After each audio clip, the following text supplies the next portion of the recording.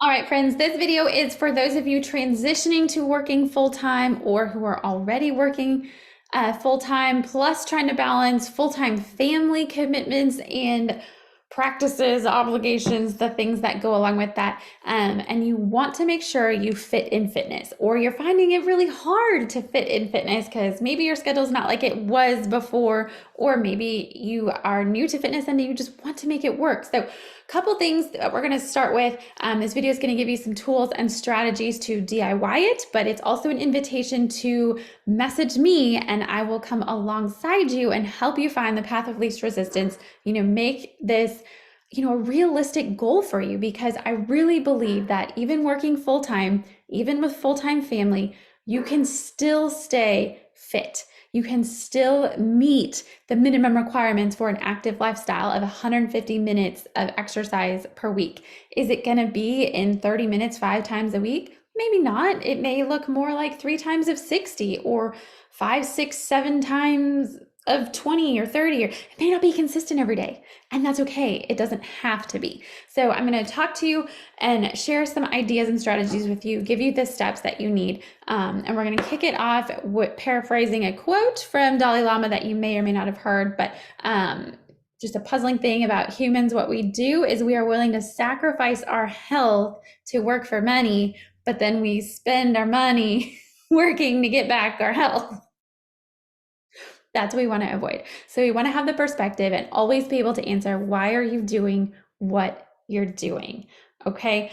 You can't wait till the end of your life to start living it, right? So we've got to make sure we're making the most of what we have when we have it. So right now, the best thing you can do, and this is always the starting point for pretty much everything, and it's a great tool to also take when you're deciding if you want to take on commitments, whether it's for you or a kid, etc., is to do a time inventory.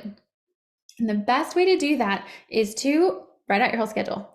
Not saying that to overwhelm you or again take a long time, but write out.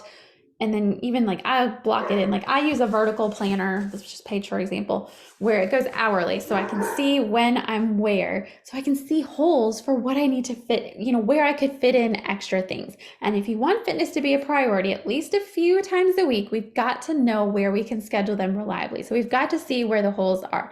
So really identify it. You can go all crazy if you want, color code it.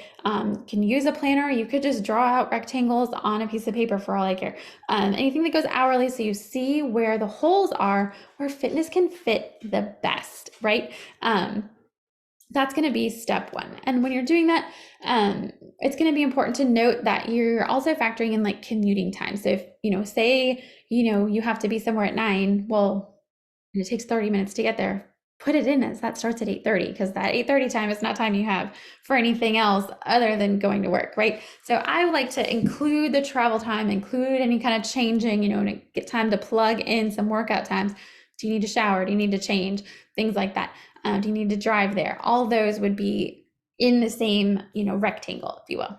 You can pick a color again, or just write it, label it, doesn't matter, because it might change. If every day's the same, Monday through Friday, go ahead and use it. But also don't forget Saturday and Sunday. Now, if things are random, not always, leave them off for now. Okay, just leave them off.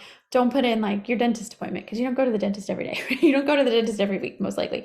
So leave those off. Those are extra things that would just come up. Those would be exceptions. So just do the regular things. And the reason we do that is because we want to see where fitness can fit and what shape it needs to take. Because again, you might have to get creative. So things that work best for my working moms, or just working women in general, is they do it first. That is by and large the most common strategy. And the reason it works is because it's the first thing they do. The rest of their day can come as follows, and very few things get in the way other than themselves sleeping through their alarm. Now, the catch with that one, obviously, is you have to make sure that you're going to bed at a reasonable time. You can't stay up till 11 o'clock and wake up at 5 o'clock. That's just not going to work. That extra hour of sleep, sleeping until like 5:30 or 6, is going to be worth more than the time you would spend exercising. So my rule with my clients with that, which you can take or leave, it's up to you. I don't recommend the earlier wake ups unless you're doing the earlier bedtime. So again, that's where the time inventory can help. Maybe you're noticing, oh, you're staying up until 11, but you're watching TV for 2 hours. Do you need 2 hours? I mean, you might be used to 2 hours, but could you work your way down and then work that alarm a little bit earlier? Because you've got to prioritize sleep. Sleep, that only happens at night. The workouts can happen anytime within reason, right? The sleeping is not going to happen at 10 o'clock in the morning. Sleeping is not going to happen at 3 o'clock in the afternoon if you're working, for most people. So working out first thing in the morning helps. Sometimes lunchtime can work, and we can adjust to make it no sweat, no change. Use what you have. If you have an office that has like stairs or a school that you can walk around, parks that you can go to, equipment you can use there, all good things, all good things. Something else that has worked for my clients is double dipping. Now, I'm not saying multitask, I'm saying double dipping time. Like, say you have a full evening of kids' activities, but maybe you don't need to just sit there, right? Maybe you could go to a gym. If there's a gym close by, you could get a low-cost membership and get a workout in while your kids are at gym. Whoa, that's a win. I know that works for me, and it helps that the gym and the pool are in the same building. Yes, I had to take out a membership for myself, but gave me a great option and great way to use my time versus just sitting in the car or sitting in the lobby.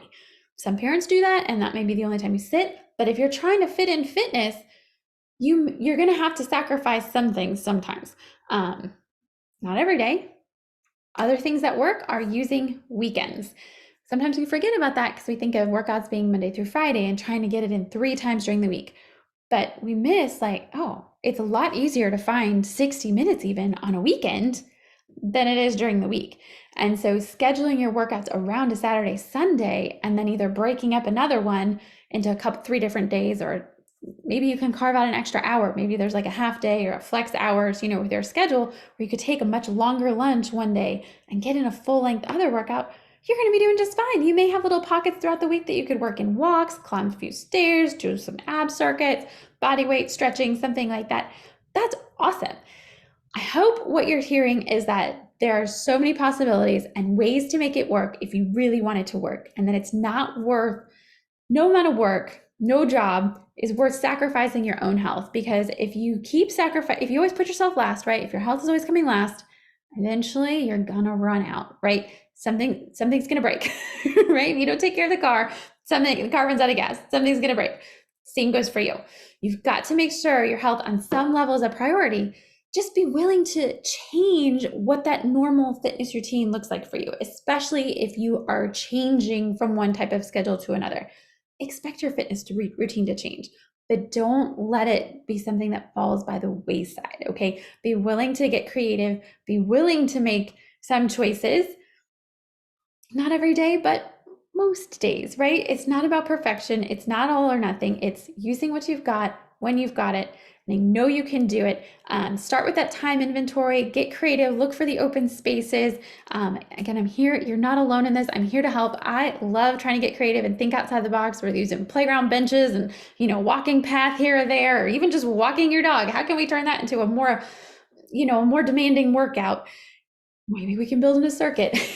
So lots of fun ways. Options are endless and may take some guessing check, but that's part of the process. And you may be able to redefine what that success and what fitness looks like for you. But there's absolutely a way you can fit in fitness working full time. And I'm here to help.